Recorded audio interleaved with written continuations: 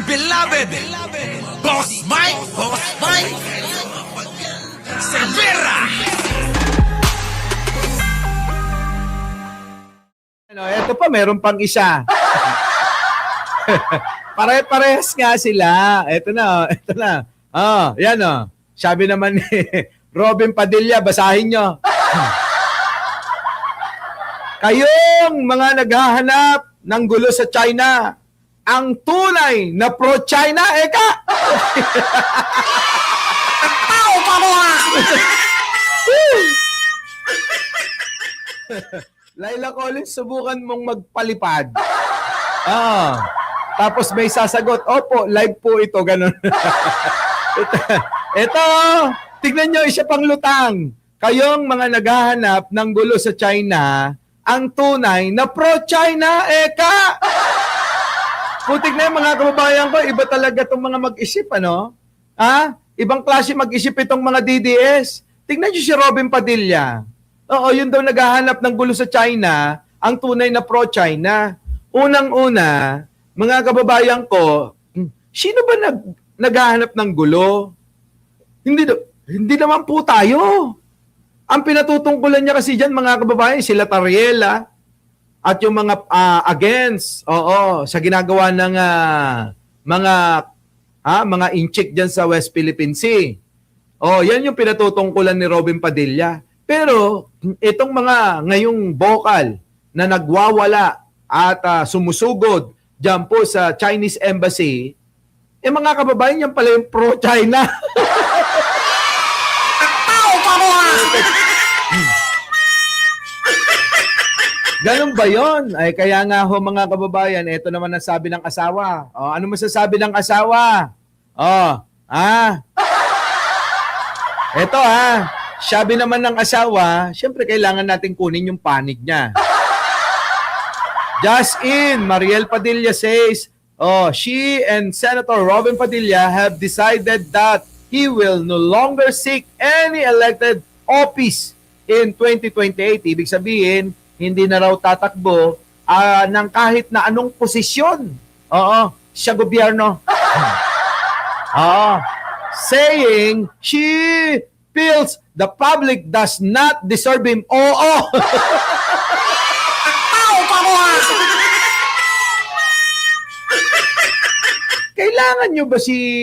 Kailangan ba natin si Robin Padilla? Tama si Mariel, mga kababayan ko, buti naramdaman niya na si Robin Padilla hindi naman natin talaga kailangan. Mali yung deserve dahil hindi namin deserve na mga kababayan, na magkaroon ng senador na katulad niya. Diba? Ibig niya sabihin kasi mga kababayan dito, parang hindi nyo deserve yung para kay Marielle, hindi nyo deserve yung asawa ko na mababait na tao. Hindi yung ganon. Kundi mga kababayan ko, totoo ito. Na hindi natin siya deserve kasi walang kwentang senador. Tama? Wala hong kwentang senador, mga kababayan Ang tanong ko, tanungin nyo sarili nyo, kayong mga DDS, tanungin nyo, si Robin Padilla, senador ba ng mamamayang Pilipino? Di ba nga sabi niya, sa pagkakasama nila ni Torre, General Torre, na parehas daw sila na may amo. Yung parang ganon, di ba? Pero hindi daw parehas silang may amo pero hindi sila basta aso ganon.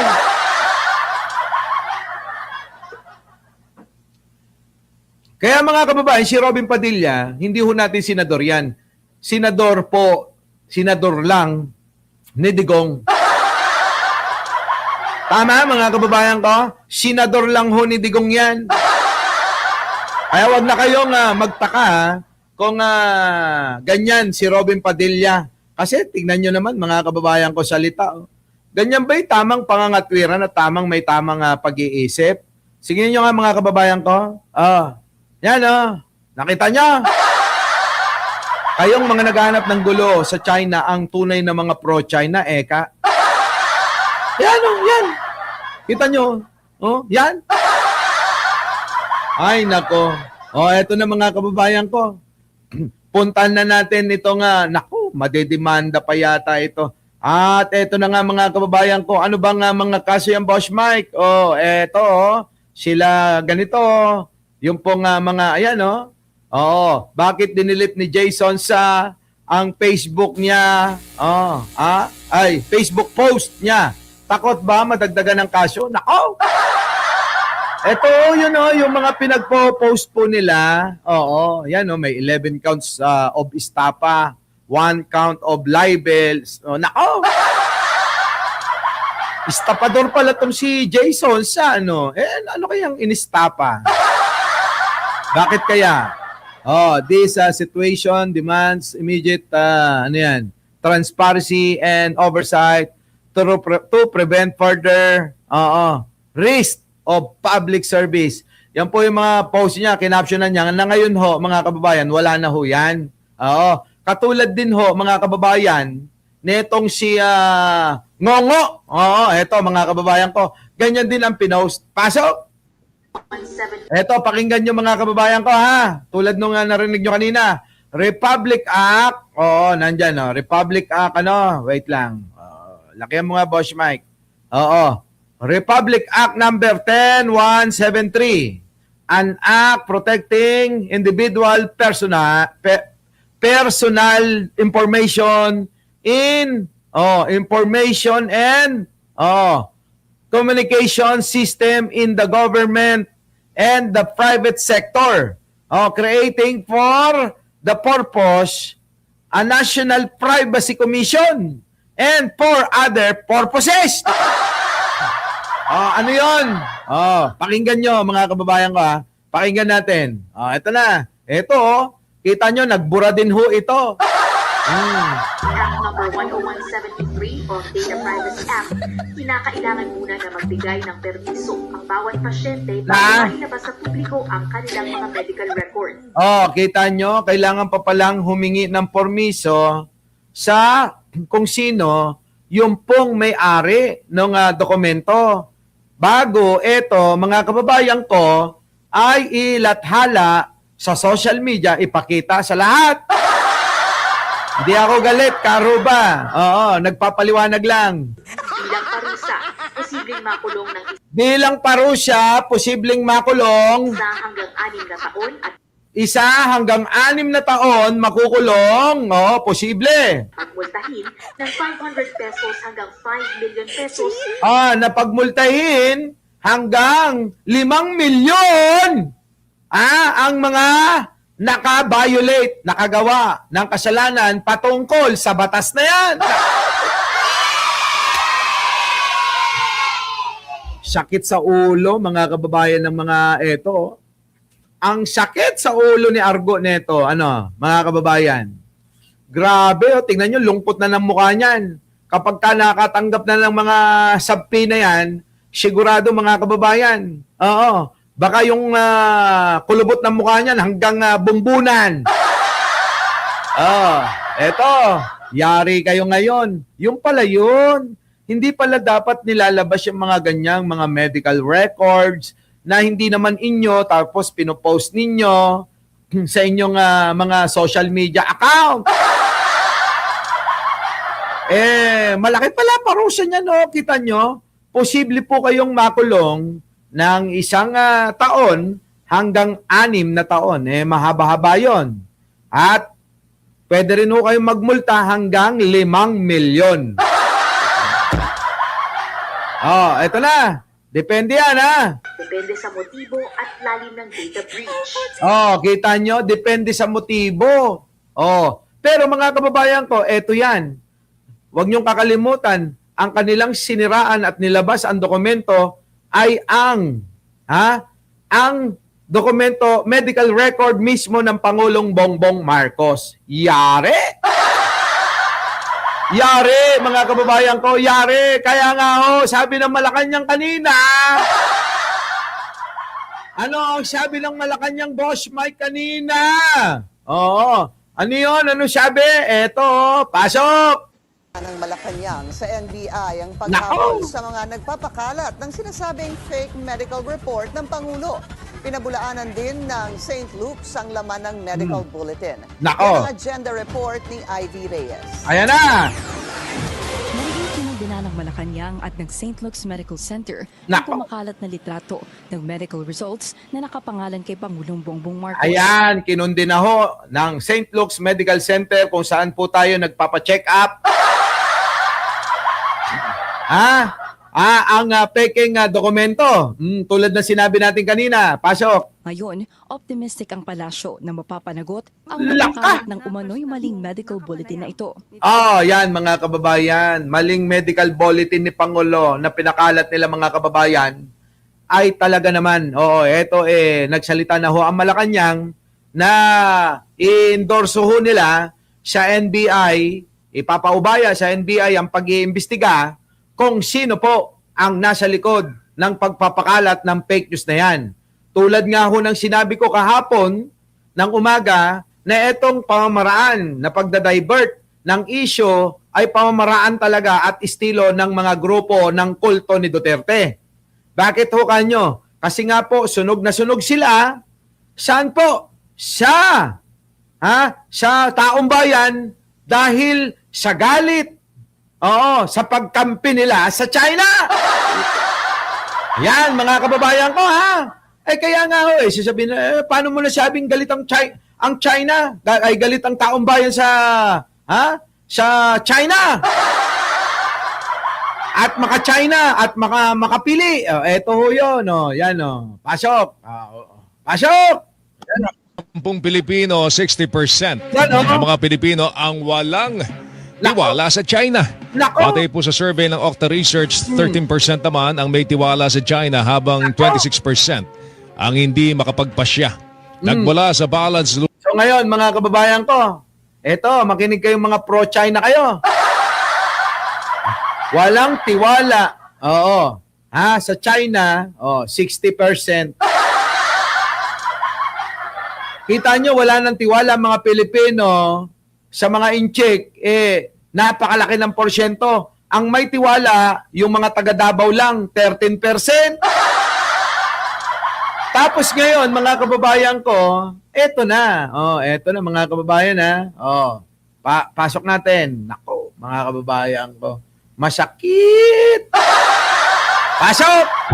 Eto ba yun? Eto ba yata yun? Bibig ng palasyo sa ginawang pakikipagpulong ni Davao City Mayor Sebastian Baste Duterte. Kita nyo mga kababayan ko, Baka sabihin nyo, nagsisinungaling ako na ang Davao na lang ang mga humihimod sa puwet ng mga incheck na kaaway dyan po sa West Philippine Sea. Pakinggan nyo. Mga DDS, kayo na lang yata natitira. O konti na lang kayo. Uy, teka. Maalala ko bago natin ituloy itong tatalakayin natin. Di ba rally nyo ngayon? Bakit yung rally nyo parang hindi namin maramdaman? Ganun pa rin ba sa dati? Lilima lang? Huwag na kayong magtaka mga kababayan kung bakit hindi nyo nararamdaman. Yung pong rally ng mga DDS, mukhang ganun pa rin naman. Mukhang nilangaw pa rin o sila pa rin yung mga nando doon na mga dumalo. Nadagdagan lang mga kababayan si Chavit at saka si Mike Defensor, rally ngayon, ano ka ba? Hanggang bukas yan. Eto na. Maka-China. Eto na. Chinese Ambassador to the Philippines, Jing Quan, kung saan pag-usapan ang pagpapalakas ng bilateral ties at kooperasyon sa pagitan ng China. Mga kababayan, kung na persona non grata sa may Palawan, ito pong ambassador ng China, doon naman po sa Davao, ay himod puwet si Baste. O mga kababayan ko, kung ang Palawan ay penersona non grata nila, ang etong ambassador na ito na Chekwa, si Basti naman, winelcome pa. Yan At lokal na pamahalaan. Detalye sa ulat ni Marilyn Villar Moratillo. May kasabihan nga na tayo, no? Buntot niya, hila niya. O ano pong ginagawa niya? Oh. Consequence niya po. Correct. Kaya ngayon ng tao, galit na galit. Paano ngayon ito, mga kababayan ko? Etong kinumisyon ng Okta. Ayan, oh. Ang Pilipino, Yan. Nagets nyo? Ganyan magkonekta. Sa bobong nagtatanong kanina kung paano connect neto. Ayan, tingnan nyo. Mga kababayan, habang galit na ho ang maraming taong bayan, ang maraming Pilipino, mga kababayan ko, sinusukan na po itong mga Chekwa, ang Davao City, ang mga Duterte, ang kulto ni Duterte, niyayakap nila. Ayan, 6 sa bawat 10 Pilipino, 60% ng mga Pilipino ang walang tiwala sa China. Patay po sa survey ng Okta Research, 13% naman ang may tiwala sa China. Kita nyo mga kababayan ko, kung 60% na mga Pilipino walang tiwala sa China, edi damay mga kababayan yung mga senador at kulto ni Duterte na yumayakap sa kanila. Ang 26% ang hindi makapagpasya. Nagmula 13% lang sila mga kababayan ko. Ito po mga kababayan yung mga makapili. Ito po yung mga magsusuot ng bayong mamaya. Balita ko, lahat ng magrarally, diyan po sa may EDSA mamaya, mga nakasuot ng bayong. Suot nila mga kababayan ko, yung pong bayon na may butas na yung mata lang yung nakalabas. Lahat po sila ganyan ang itsura. Kaya wag na kayong magtaka, baka biglang ituro kanila. Di ba? Baka kasi magtaka kayo, ituro kayo. Putik na yan, dalhin nyo yung mga DDS na magrarally, dalhin nyo yung mga bayong nyo, isuot nyo. Para naman na maging masaya kami. Di ba? Ayan na. sa Balance Luzon, ang karamihan ng mga hindi nagtitiwala sa China na umabot po sa 63% na sinundan ang National Capital Region. Nako, laki-laki mga kababayan ng hanggang Mindanao mga kababayan ko. Tingnan nyo, Balance Luzon, 63% po ang may ayaw. National Capital Region, dito po yan sa Maynila.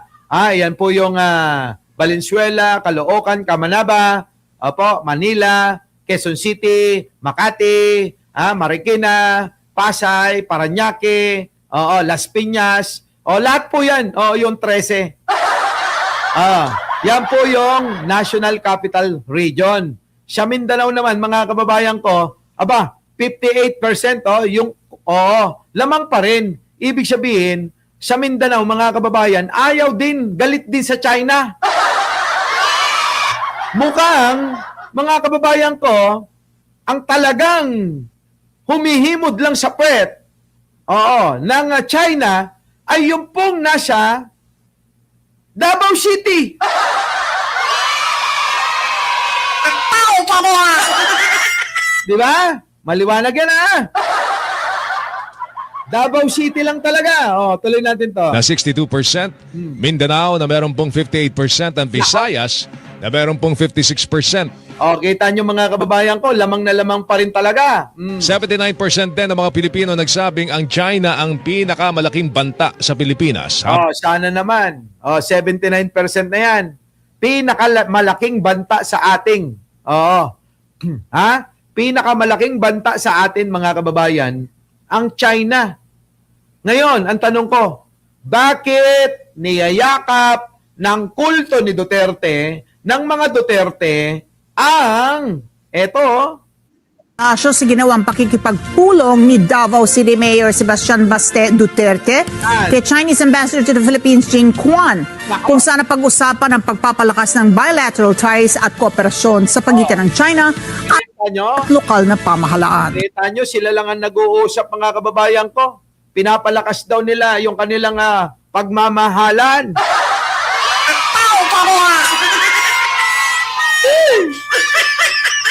Grabe to mga kababayan ko. So ano masasabi nyo dyan mga kababayan ko Malinaw na maliwanag yung sinasabi ko. Baka mamaya malito pa kayo. Our beloved Boss Mike Cervera.